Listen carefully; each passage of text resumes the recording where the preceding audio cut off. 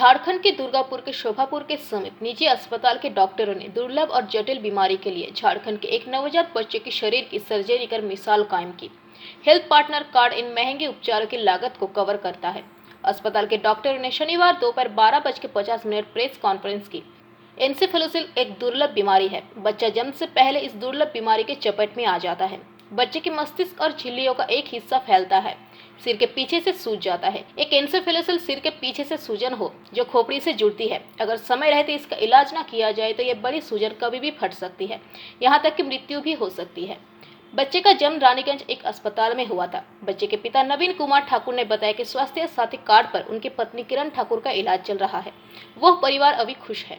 परिस्थिति था तो मेरा परिस्थिति बहुत खराब था। जब वो बच्चा हुआ तो डॉक्टर बोला था इसको छोड़ दीजिए, अपने जब तक रहेगा हम लोग को मान नहीं सकते हैं, जब तक रहेगा कर हम लोग कोई वहाँ पे हॉस्पिटल में कोई भेंट हो गया था, उनका नाम है फिरोज भाई हम लोग को बताया। फिरोज भाई हम लोग को बताया कि डॉक्टर को फ़ोटो भेजते हैं। डॉक्टर साहब के पास फ़ोटो भेजा, डॉक्टर साहब देखा, हम लोग को बुलाया और सिटी स्कैन वगैरह किया। 2-3 दिन बाद ऑपरेशन किया, ऑपरेशन सक्सेसफुल हो गया। हाँ, स्वास्थ्य सर्टिफिकेट से हुआ। एक पैसा में हम लोग को एक पैसा नहीं लगा। आपका नाम? मेरा नाम नवीन कुमार ठाकुर है। आपका पत्नी का? मेरी वाइफ का नाम है किरण ठाकुर। आपका? मेरा घर चिलकुंडा में है, झारखंड में, धनबाद डिस्ट्रिक्ट में। मेरी वाइफ रहती है बंगाल में, आसनसोल गोपालपुर। उधर डॉक्टर चंद्रशेखर सिंह ने बताया कि 3 घंटे की मशक्कत के बाद सर्जरी सफल रही।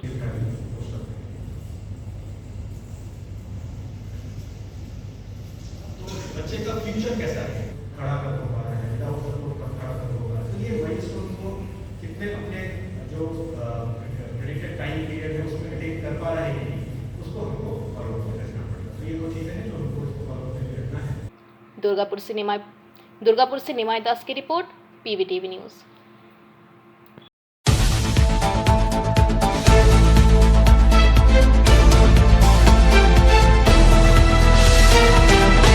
आसनसोल दुर्गापुर पुलिस कमिश्नरेट के कुल्ती थाना के नियामतपुर फाड़ी अंतर्गत नियामतपुर मोड़ में शनिवार की सुबह तेज रफ्तार से आती एक डंपर एक बाइक से जा टकराई, जिसके बाद बाइक सवार को डंपर अपने साथ खींचते हुए कुछ ही दूर तक ले गई। प्रत्यक्षदर्शियों ने आनन फानन में तत्परता दिखाते हुए बाइक सवार का फर्स्ट एड किया, जिसके कारण उसकी जान बची। वही घटना के कारण इलाके में तनाव व्याप्त हो गया। घटना की खबर पाकर नियामतपुर फाड़ी की पुलिस मौके पर पहुंचकर घायल व्यक्ति को चिकित्सा के लिए आसनसोल जिला अस्पताल भेजा और आरोपित डंपर और डंपर चालक को थाने ले गई। আমরা দেখলাম হঠাৎ একটা আওয়াজ হয়েছে, দেখলাম একটা ডাম্পার খালাসি ছিল না, খালি ড্রাইভার চালাচ্ছিল, মনে হয় মদ খেয়েছিল, আর একটা মোটরসাইকেলকে ও টেনে নিয়ে যাচ্ছিল। 3 ফুট 4 ফুট টেনে যে লোককে আমরা হাল্লা করে ওটাকে দাঁড় করালাম আর নিজের দৌড়ে ওটাকে বার করলাম। কিন্তু এখন যা সময় সে তো নো এন্ট্রির সময়। আমরা তো জানি এটা নো এন্ট্রি আছে, কী করে এটা ঢুকছে সেটা তো আমরা বলতে পারবো না। আমরা দেখি প্রায় ডাম্পার এখান থেকে পার হয়। সেটা সামনে তো পুলিশ প্রশাসন রয়েছে, তা সত্ত্বেও নো এন্ট্রিতে গাড়ি বড় গাড়ি কী করে ঢুকছে? দাদা এটা তো আমরা বলতে পারবো না, এটা আমরা কী করে বলবো? আমরা তো সাধারণ মানুষ আছি, আমরা তো এটা জানি এটা নো এন্ট্রি, একটা পর্যন্ত নো এন্ট্রি থাকে, কিন্তু আমরা দেখছি একটা ডাম্পার পার হয়েছিল। আর সব থেকে বড় জিনিস ডাম্পারে খালাসি ছিল না। ডাম্পার ডাম্পার একটা লোক কেন নিয়ে যাচ্ছে? ডাম্পার চালক কি মদ্যপ অবস্থায় ছিল? হ্যাঁ, মনে হচ্ছে, দেখে তো এরকমই মনে হচ্ছিল। এটা তো ইনকোয়ারির বিষয় হয়েছে, আমরা বলতে পারবো না। নিয়ামতপুর জিটি রোড এরকমই একটা কনজেস্টেড এলাকা, তার উপরে আসানসোল কর্পোরেশনের একটা ফুটপাত করা হয়েছে, এই বিষয়ে কি বলবেন? এবং এটা তো আমরা আগেও কতবার চেষ্টা করেছি, এই ফুটপাথটা যদি ডাউন হতো তাহলে খুব ভালো হতো, কিন্তু উঁচু করা হয়েছে। আর ফুটপাথ হয়েছিল লোকের যাওয়ার জন্য, কিন্তু ওখানে এখন দেখছি আমরা বাইকও দাঁড়াতে পারছি না, খুব উঁচু আছে। আর উয়ার জন্যে টেম্পু, অটো, টোটো যখন বাইরে দাঁড়াচ্ছে তো অ্যাক্সিডেন্ট তো হবার চান্সেসটা খুব বেশি থাকে। এই ফুটপাতের জন্য কি জাম সৃষ্টি হচ্ছে? বিলকুল হচ্ছে, এটা তো কোনো সন্দেহ নেই। আপনার পরিচয়টা বলুন। गुरबिंदर सिंह। आसनसोल से संतोष मंडल की रिपोर्ट, पीवीटीवी न्यूज।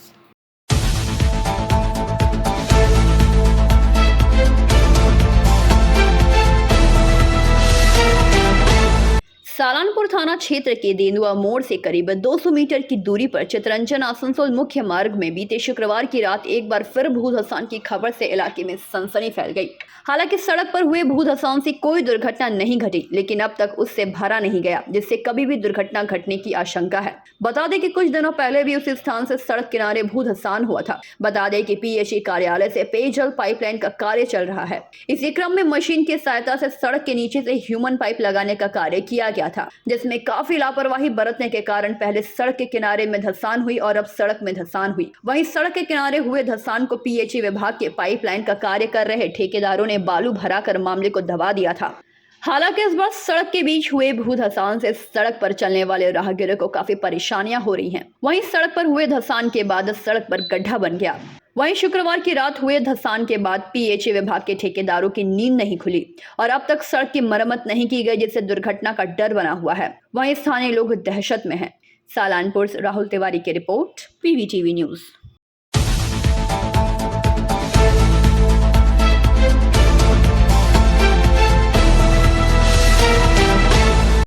भाजपा पांडवेश्वर मंडल 2 की ओर से बहुला टेलीफोन एक्सचेंज के पास बहुला ग्राम पंचायत क्षेत्र की ओर से एक सांगठनिक सभा आयोजित की गई। इस सभा में दुर्गापुर के विधायक लखन घुराई, पांडवेश्वर मंडल 2 के अध्यक्ष पार्थोपाल, सचिव बैनुधर मंडल, जिला कमेटी सदस्य रामानंद पाठक, गोसाई बाउरी तथा अन्य नेतागण मौजूद रहे। बैठक के बाद लखन घुराई ने कहा कि पश्चिम बंगाल में जिस तरह से तृणमूल कांग्रेस लूट की सरकार और राजनीति कर रही है, इससे राज्य की जनता तृणमूल कांग्रेस को जगह जगह अपशब्द कर रही है। ভারতীয় জনতা পার্টি যে সংগঠনের সিস্টেম আছে সেই সিস্টেম অনুযায়ী সারা পশ্চিমবঙ্গে আমাদের বিধানসভায় প্রশিক্ষণ চলছে, পার্টির প্রশিক্ষণ। তো প্রথমত যারা কাজ করবে তাদের কী করণীয়, কী কাজ, মোদিজির প্রকল্পগুলো আসছে এলাকা মানুষ কেন পাচ্ছে না, এলাকার সমস্যা কী কী আছে, পঞ্চায়েতে দুর্নীতি চলছে, এলাকায় সন্ত্রাস চলছে, সেই সমস্ত বিষয় নিয়ে বুথে বুথে আমাদের প্রশিক্ষণ চলছে। আমি সকাল থেকে শুরু করেছি। পাণ্ডবের 4টি মণ্ডল আছে, 3টে মণ্ডল হয়ে গেল, 4 নম্বর মণ্ডল এখানে উপস্থিত হয়েছি এবং কালকে আমার গোলশিপ বসে আছে। এমন বাংলাতে 294টার মধ্যেই সমস্ত বিধানসভা হচ্ছে। এরা যারা রাজ্য নেতৃত্ব আছে তারা দায়িত্ব পেয়েছে, আমি দুটো দায়িত্ব পেয়েছি, গোলশিপ এবং পাণ্ডবেশ্বর। সেই উপলক্ষে আমার এখানে আসা। আসন্ন পঞ্চায়েত নির্বাচন সামনে আছে, বিজেপি কেমন ফল করবে এখানে? বিজেপি কেমন ফল করবে তার মূল কারণ, যদি পশ্চিমবঙ্গের পুলিশ দলদাস না হয়ে যায়, পশ্চিমবঙ্গের পুলিশ তৃণমূলের ঝান্ডা ধরে বসে আক্রমণ করছে, যদি বন্ধ হয়ে যায়, সারা বাংলা তৃণমূল শেষ হয়ে যাবে, খতম হয়ে যাবে। উদাহরণ আমরা দেখতে পাচ্ছি পশ্চিমবঙ্গে চলছে। 18 সালে 34% বুথে প্রার্থী দেওয়া হয়নি। মূল কারণ কি? সন্ত্রাস ছিল। তৃণমূল কংগ্রেস এই যে পাণ্ডবেশ্বর এলাকা, যেভাবে লোকসভা নির্বাচনের আগে এখানকার বিধায়ক হুমকি দিলেন যারা বিজেপি করবে ঘর ছাড়া করে দেবেন। যদি সংগঠন করে থাকেন, মানুষ যদি ভালোবাসে, তাহলে পুলিশকে কিসের ভয়? পুলিশকে বাদ রাখুন, মানুষকে ভোট দিয়ে দিন, তৃণমূলের পাণ্ডবেশ্বর থেকেই বিচ্ছিন্ন হয়ে যাবে। কিন্তু তা করবেন না। এখানে বাড়ি চলছে, এখানে লোহা চলছে, মাতব্বরি চলছে, ওটা সম্পত্তি বিক্রি করছে। যে কয়েন রেট ছিল 700 টাকা, 14 টাকা করে দেওয়া হয়েছে। প্রতি মাসে 45 দিন পর পর 15 কোটি টাকা কালীঘাটে যাচ্ছে, এটা আসছে ঘর থেকে। নির্বাচনের পর এর বাড়ি দেওয়া হয়েছে বিভিন্ন ক্ষেত্রে। তাই পাণ্ডবেশ্বরে লুট চলছে, লুটের বিরুদ্ধে বিজেপি তৈরি আছে। সামনে পঞ্চায়েত ভোট, আমরা চেয়েছি কেন্দ্রীয় বাহিনীতে ভোট হোক, যখন ভোট দিক, নিজের ভোট নিজে দিক, আর নিজের ভোট যদি দিতে পারে তৃণমূল নিশ্চিন্ন হয়ে যাবে। কিন্তু তৃণমূল কংগ্রেস ভয় দেখিয়ে, আতঙ্ক সৃষ্টি করে, কাজ বন্ধ করে দিয়ে পরে বালি চালিয়ে, লোহা চালিয়ে মানুষকে ভয় দেখানো হচ্ছে। সেই ভয়ের বিরুদ্ধে আমরা তৈরি আছি, আমরা আন্দোলন করছি। আগামী দিনে আমরা বৃহত্তর আন্দোলন গড়ে তুলব। দাদা বলছি, মানুষকে আমি বলবো যে আসানসোল শিল্পাঞ্চল কয়লা বেল যেভাবে অবৈধ কয়লা লুট হচ্ছে, মানুষকে বলবো সচেতন হন। তার কারণ এই এলাকাতে শিল্প নেই, দিগুনি আশা করে একটা শিল্প হয়নি, কৃষি এলাকা নয়, তার ভরসা কয়লা। আর এই কয়লা যে লুট চলছে, যদি লুট করতে থাকে তাহলে 50 বছরের কাজ 2 বছর হেরে যাবে। তাহলে বাঙালি বেকারিগুলো করবে কি? তারা কি করবেন? খাবেন কি? না হবে চাষ, না আছে শিল্প, কয়লাটাই ভরসা। এই অবৈধ কয়লা বন্ধ করতে হবে যদি বাংলায় বাঁচতে হয়, এই এলাকায় বাঁচাতে হয়। সেই কারণে মানুষকে বলবো, আসুন, এগিয়ে আসুন। বিজেপি লড়ছে, আমরা এগিয়ে আসুন, এই আহ্বান। দেখা যাচ্ছে আবাস যোজনা নিয়ে আপনাদের নিয়ে অনেক জায়গায় ব্লকে ধর্ণা প্রদর্শন হচ্ছে, এটা কিছু বলবেন?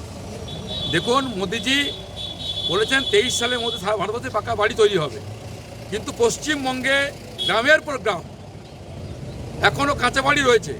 বাড়ি হচ্ছে না, কেন হচ্ছে না? প্রথমেই বলছেন নেতারা, প্রধান এলাকা কাউন্সিলর বলছেন বাড়ি পেতে গেলে 30 টাকা দিতে হবে, 35 টাকা দিতে হবে। গরিব মানুষ দিতে পারছেন না, বাড়িটা হচ্ছে না, তার ফলেই বাড়ি হচ্ছে না। আর এই বাড়ি যা হচ্ছে, লুট চলছে, কারা পাচ্ছেন? এলাকার যে প্রধান, তার নেতা, তার ভাই, তার ভাইপো, তার মাসি, তারা বাড়ি পাচ্ছেন। আমাদের মোদিজির লক্ষ্য গরিব মানুষরা বাড়ি পাক, কিন্তু সেটা না হয়ে পড়ে তৃণমূলের নেতারা বাড়ি পাচ্ছেন। তাই বৈঠক আজকে কি কারণে বৈঠক? আমাদের ঠিক হয়েছিল কেন্দ্র থেকেই আমাদের এটা সাংগঠনিক বৈঠক, বুথ সশক্তিকরণ বৈঠক আমাদের আজকে এখানে হবে। যে আমরা প্রতি বুথে যে আমাদের বুথ সভাপতি আছে এবং বুথ কমিটি আছে, সেগুলোকে আরও কীভাবে সশক্তি করা যায়। আপনারা জানেন সামনে পঞ্চায়েত ভোট, সেই পঞ্চায়েত ভোটের আগে আমরা বুথকে শক্তিশালী করার জন্য আজকে আমাদের এই বৈঠক, বুথ সশক্তিকরণ বৈঠক। কে উপস্থিত থাকবে আজকে? আজকে আমাদের মধ্যে উপস্থিত হচ্ছেন মাননীয় বিধায়ক লক্ষণ গড়ুই মহাশয়, এবং তার সাথে থাকবে আমাদের জেলার জিএস অভিজিৎ দা। ঠিক আছে, আপনার নাম কি দাদা? আমি পার্থ পাল, पांडवसर मंडल 1 सभापति बीजेपी। पांडवेश्वर से मंथन पासवान की रिपोर्ट, पीवीटीवी न्यूज।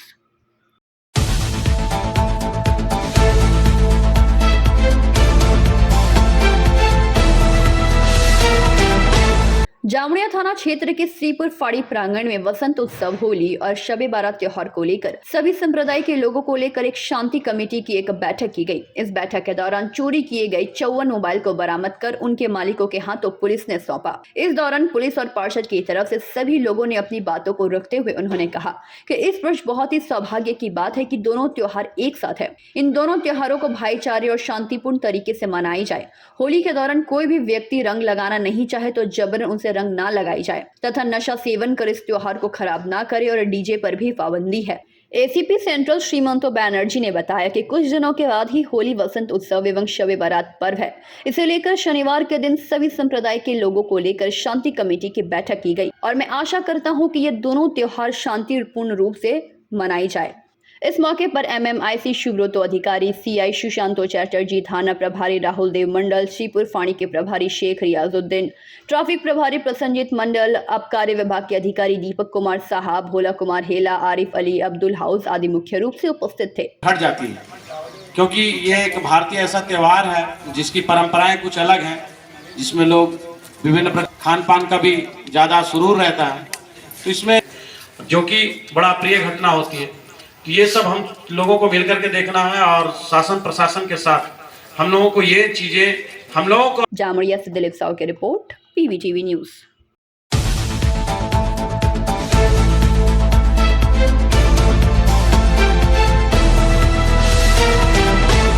ईसल के 7 ग्राम एरिया क्षेत्र के नीमडांगा प्रोजेक्ट स्थित 7 ग्राम इंक्लाइन में शनिवार को संयुक्त संग्राम समिति की तरफ से 7 ग्राम एरिया क्षेत्र को श्रीपुर एरिया में विलय करने के विरोध में गेट मीटिंग का आयोजन किया गया। इस अवसर पर जेबीसीसीआई सदस्य सुजीत भट्टाचार्य ने कहा कि ईसल के उच्च अधिकारियों के द्वारा जो कई एरिया को दूसरे एरिया में विलय कर रहे हैं, सभी मजदूरों के लिए चिंता का विषय बना हुआ है। इनके सिर्फ एक ही मंशा है कि ईसीएल के सभी कोयलरी को किस तरह बंद की जाए और निजी कंपनियों के हाथों में बेच दिया जाए। आज ईसीएल की 4 कोयलरियों को किराए पर दिया जा रहा है। मोयरा, मधुजोड़, श्यामपुर और चीनाकुड़ी कोल इंडिया का 317 कोयला खदान चालू है। कोल इंडिया के पहले फेज में 83 कोयला खदान किराए पर दिए जाएंगे। 113 कोयला खदान को भी आने वाले दिनों में निजी कंपनी को दे दिया जाएगा। एवं उन्होंने इस विषय पर विरोध जताते हुए प्रदर्शन किया। हमारा खाद भी निजी मालिक लोग का हाथ में चला जाएगा, इसलिए एक आवाज उठना चाहिए। और कोयला खदान में बहुत सराहना आप लोग माने सराहनीय है उद्योग आप लोग जो लिए हैं, और इस एकता को बरकरार रख के सारे 7 ग्राम एरिया का और कोयला खदान में ये घोषणा करते हुए महाप्रबंधक का कार्यालय को घेरिए और चेतावनी दीजिए कि किसी कीमत में 7 ग्राम एरिया का कोई भी मजदूर आज 7 ग्राम एरिया श्रीपुर एरिया का विलय नहीं चाहते हैं, क्योंकि हम नहीं चाहते कि हमारा खाद निजी मालिक लोग का हाथ में लीज में चला जाए और हम निजी मालिक का अगला पीढ़ी निजी मालिक लोग का गुलाम बन जाए।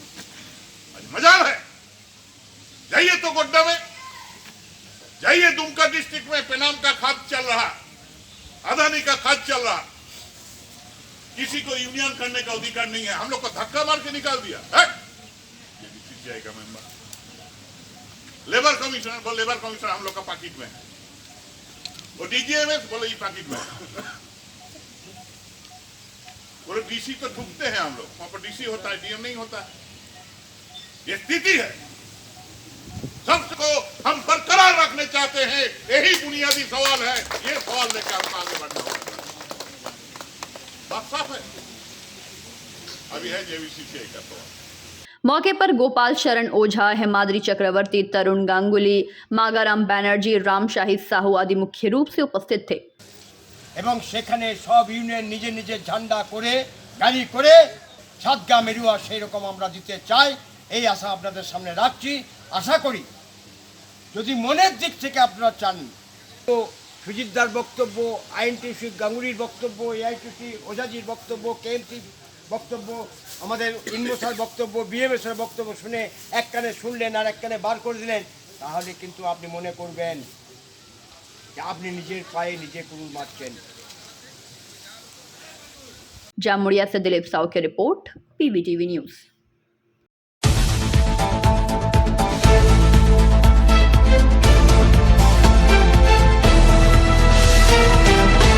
दुर्गापुर के निजी बैंक खाते से 16 करोड़ रुपए की हेराफेरी के आरोपी बैंक प्रबंधन की हार्ट अटैक से मौत हो गई। बैंक प्रबंधक शांतनु मंडल दुर्गापुर के फूलझोड़ सुधार गृह में विचाराधीन कैदी था। बर्दवान के अनामोय अस्पताल में बैंक मैनेजर की मौत हो गई। शनिवार दोपहर करीब 2 बजे दिल का दौरा पड़ने से उनका निधन हो गया। बैंक फ्रॉड मामले में उसी दिन उन्हें दुर्गापुर कोर्ट में पेश होना था। दुर्गापुर अनुमंडलीय प्रशासक सौरभ चैटर्जी ने कहा कि 2 मार्च को फूलझोड़ सुधार गृह में बंदियों की नियमित जांच की गई थी। हालांकि उस समय कोई समस्या नहीं पाई गई थी। बैंक प्रबंधन को 3 मार्च की सुबह करीब 3 बजे शारीरिक परेशानी के कारण दुर्गापुर अनुमंडल अस्पताल ले जाया गया। सीसीयू में इलाज के बाद बंदी को सुबह सुबह बर्दवान रेफर कर दिया गया। बर्दवान मेडिकल कॉलेज अस्पताल में उनकी शारीरिक स्थिति बिगड़ने पर उन्हें बर्दवान अनामय अस्पताल में स्थानांतरित कर दिया गया, जहां एक छोटी सी सर्जरी भी की गई। उस दिन दोपहर करीब 2 बजे उस अस्पताल में विचाराधीन कैदी की मौत हो गई। संयोग से बैंक प्रबंधन शांतनु मंडल को धोखाधड़ी के आरोप में 24 सितंबर 2022 को गिरफ्तार किया गया था। इसी बैंक की महिला कर्मचारी स्मृति भट्टाचार्य को भी गिरफ्तार किया गया था। घटना पंडवेश्वर के एक निजी बैंक के बहुला शाखा में हुई थी। ओवरड्राफ्ट के जरिए 8 खातों में करीब 16 करोड़ रुपए ट्रांसफर किए गए थे। शाखा प्रबंधक शांतनु मंडल पर खुद बहुला शाखा के पैसे डाइवर्ट करने का आरोप लगा था। बाद में इस फर्जीवाड़े के मामले में दुर्गापुर के कारोबारी प्रणव रोज को भी गिरफ्तार किया गया था। बैंक मैनेजर शांतनु मंडल को कुछ दिन पुलिस हिरासत रहने के बाद जेल ले जाया गया। तब से वह फूलझोड़ सुधार गृह में विचाराधीन कैदी थे, जिसके बाद उनकी मौत हो गई। দেখুন, এক্ষেত্রে আমরা এখন প্রিলিমিনারি যে খবরটা পাচ্ছি সেটা হলো যে আমাদের জেলে উনি ছিলেন, তো ওনার রেগুলার চেক আপ মোটামুটি 1 মার্চ থেকেই শুরু হয়।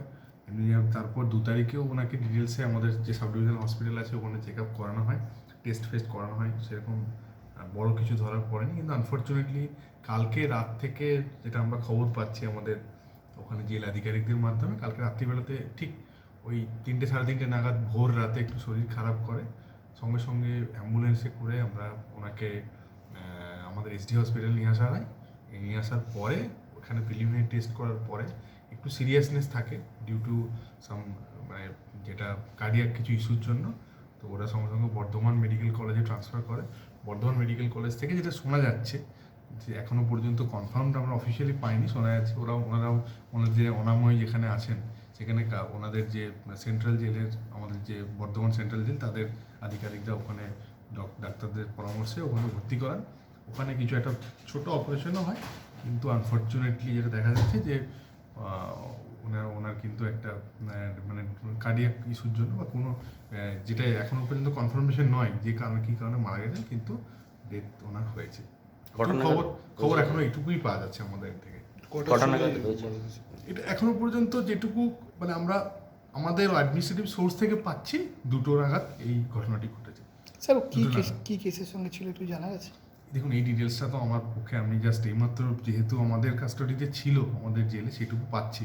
ওরা যে মানে যে কেসে ছিলেন বা সেটা সম্পর্কে একটু কাইন্ডলি আমরা দেখে তারপর আপনাদেরকে বলতে পারবো। दुर्गापुर से निमाय दास की रिपोर्ट, पीवीटीवी न्यूज।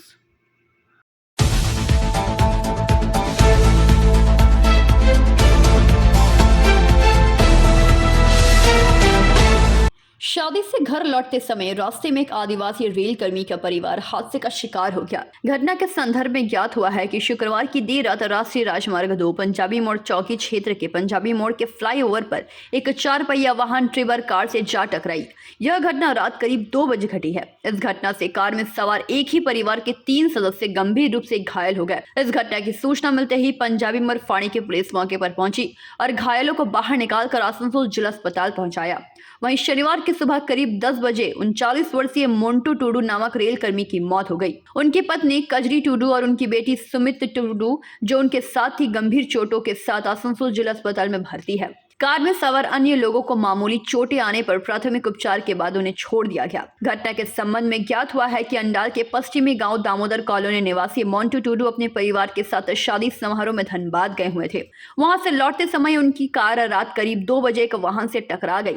इस हादसे में कार की सेफ्टी के लिए सेफ्टी एयरबैग तो खुल गई, लेकिन सेफ्टी एयरबैग खुलने के बावजूद कार का ड्राइवर हादसे में घायल हो गया। कई लोगों ने एयरबैग की सुरक्षा पर सवाल उठाए हैं। এয়ারব্যাগ ছিল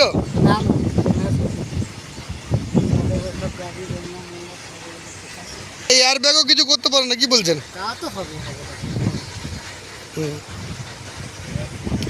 रानीगंज से सम्राट दास की रिपोर्ट, PVTV न्यूज।